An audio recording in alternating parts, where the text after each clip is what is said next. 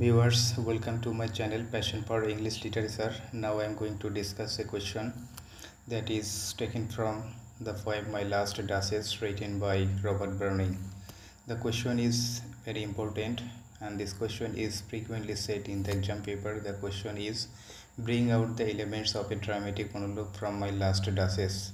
Viewers, those who have not subscribed to my channel are requested to do so, and thank those who have already subscribed. Let's get started. Viewers, again I am going to tell the question. Bring out the elements of a dramatic monologue from My Last Dashes.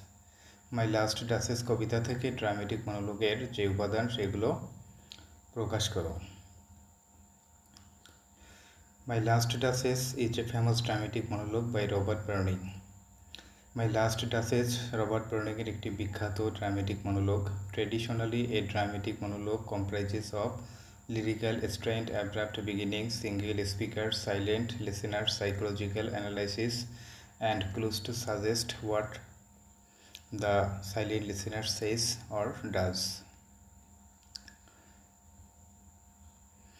প্রথাগতভাবে dramatic monologue lyrical strain abrupt beginning single speaker silent listener psychological analysis এবং silent listener যা বলে বা করে তা বোঝানোর জন্য কতগুলো ইঙ্গিত। তো ভিউয়ার্স, ড্রামেটিক ড্রামেটিক শব্দের অর্থ সেটা নাটকীয়, অর্থাৎ হঠাৎ করে শুরু হবে। আর mono means single, log means space, অর্থাৎ সিঙ্গেল স্পেস, অর্থাৎ একজন বক্তা এখানে বক্তব্য দেবে বা কথা বলবে। তো ট্র্যাডিশনালি প্রথাগতভাবে ড্রামেটিক মনোলগ লিরিক্যাল স্ট্রেন দ্বারা গঠিত। লিরিক্যাল স্ট্রেন বলতে সেখানে মিউজিক থাকবে, সেখানে হলো ছন্দ থাকবে। অ্যাব্রাপ্ট বিগিনিংটা তার সূচনাটা হঠাৎ করে হবে, কোনো একটা ঘটনার মাঝখানে শুরু হবে। সিঙ্গেল স্পিকার মানে ওখানে যে বক্তা সে একজন থাকবে। সাইলেন্ট লিসেনার অর্থাৎ শ্রোতা সে চুপ থাকবে। সাইকোলজিক্যাল অ্যানালাইসিস মনস্তাত্ত্বিক বিশ্লেষণ থাকবে, কারো মনের এখানে ব্যাখ্যা বিশ্লেষণ হবে। এবং যে সাইলেন্ট লিসেনার মানে যে শ্রোতা চুপ থাকবে, সে যা বলবে বা যা করবে তা বোঝানোর জন্য কতগুলো ক্লু থাকবে। The poem has all the elements, অর্থাৎ মাই লাস্ট ডাসেস কবিতার এই ড্রামেটিক মনোলগের সবগুলো বৈশিষ্ট্য আছে এবং এই মাই লাস্ট ডাসেস কবিতাটা হচ্ছে একটা ড্রামেটিক মনোলগ।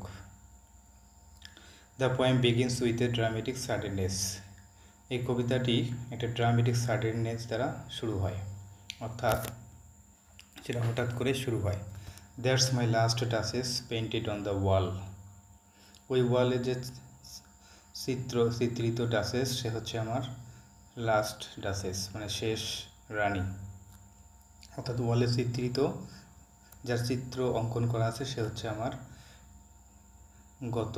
বিগত হচ্ছে রানী বা ডাসেস হচ্ছে ডিউকের wife.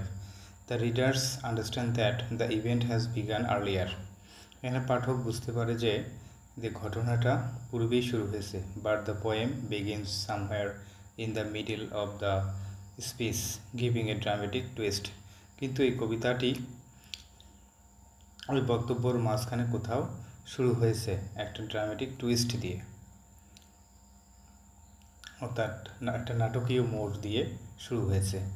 As the poem progresses it becomes clear that only a single person speaks, কবিতাটা যখন অগ্রসর হয়, অর্থাৎ কবিতাটা যখন আমরা পড়তে থাকি, কবিতা পড়তে পড়তে যখন আগাইতে থাকি, তখন এটা স্পষ্ট হয় যে একজন মাত্র ব্যক্তি ওখানে কথা বলতেছে।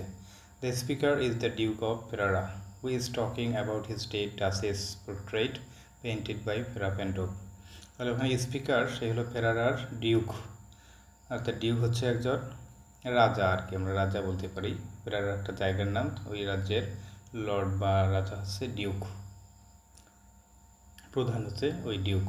তাহলে সেই স্পিকার সে বক্তা হচ্ছে একজন ফেরারার ডিউক, যে হচ্ছে তার মৃত ডাসেসের চিত্র নিয়ে কথা বলতেছে এবং এই চিত্রটা অঙ্কন করেছে ফেরাপেন্ডভ। At several points of the poem, এই কবিতার কয়েকটি পয়েন্টে মানে কয়েকটি জায়গায় it becomes evident that there is a listener who remains silent, এই কবিতার কয়েকটি জায়গায় এটা স্পষ্ট হয় যে একজন শ্রোতা আছে যে ওখানে চুপ করে আছে বা কথা বলতে আছে না, নীরব আছে।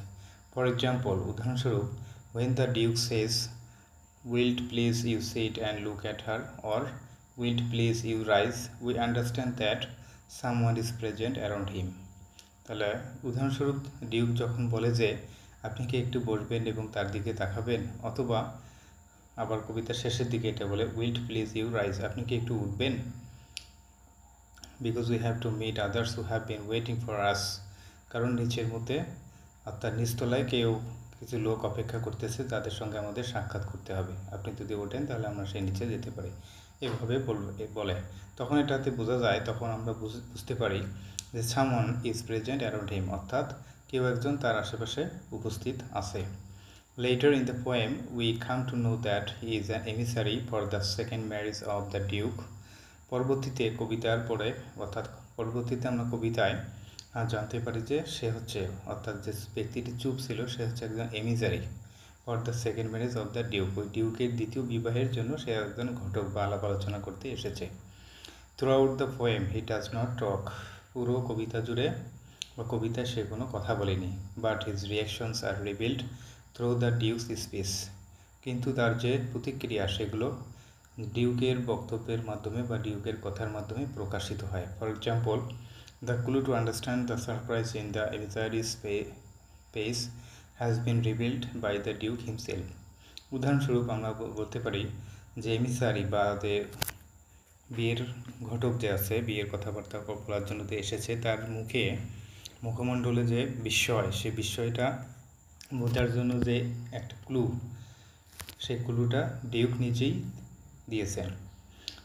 So not the first are you to turn and ask thus, অর্থাৎ এখানে বলছে you are not the first to look at me with a desire to know about it, অর্থাৎ তুমি প্রথম ব্যক্তি নয় যে এটা জানার জন্য একটা ইচ্ছা নিয়ে আমার দিকে তাকিয়ে আসো, এর আগে আরও অনেকে এসেছে এবং আমার দিকে তাকিয়েছিল এই সম্পর্কে জানার জন্য।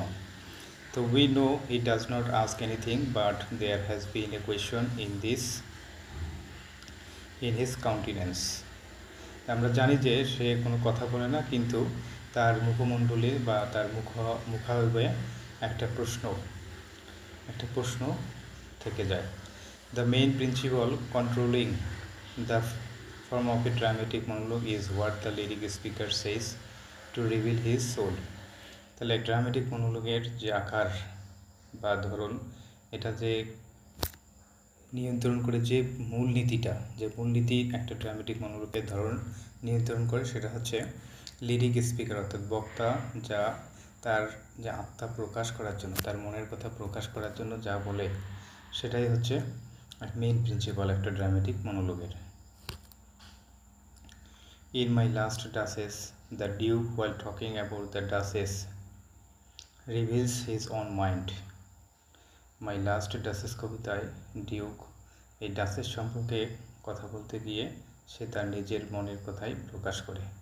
We understand that he is a possessive husband, a cruel person, a proud aristocrat, a greedy bridegroom, but a connoisseur of artworks. আমরা এখানে বুঝি যে তার হাজব্যান্ড হচ্ছে একজন পজিটিভ হাজব্যান্ড, মানে সে সব কিছুর মালিক, এরকম একজন ব্যক্তি, অর্থাৎ সে তার স্ত্রীর মালিক হচ্ছে সে, এরকম মন মানসিকতা সম্পূর্ণ একজন স্বামী হচ্ছে এই ডিউক।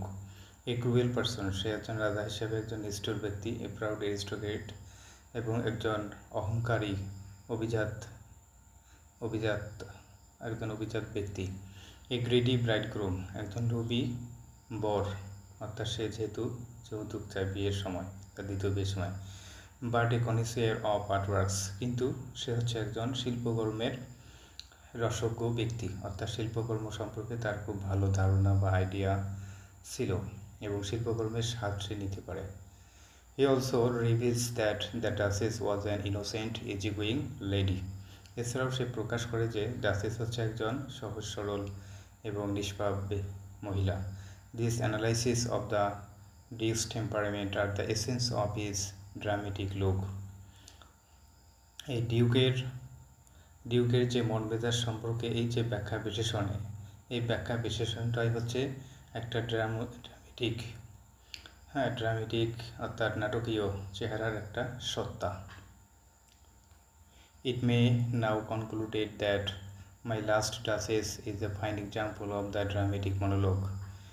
এখন সুতরাং আমরা এটা উপসংহারে বলতে পারি যে মাই লাস্ট ডাচেস হচ্ছে ড্রামেটিক মনোলগের একটি চমৎকার উদাহরণ। It has all the elements that a dramatic monologue requires. My last duchess কবিতার সবগুলো উপাদান আছে যেগুলো একটা ড্রামেটিক মনোলগের প্রয়োজন হয়। Thank you viewers for watching the video. If you think that the video is helpful to you, please like, share, comment the video and press the bell icon for more videos like this.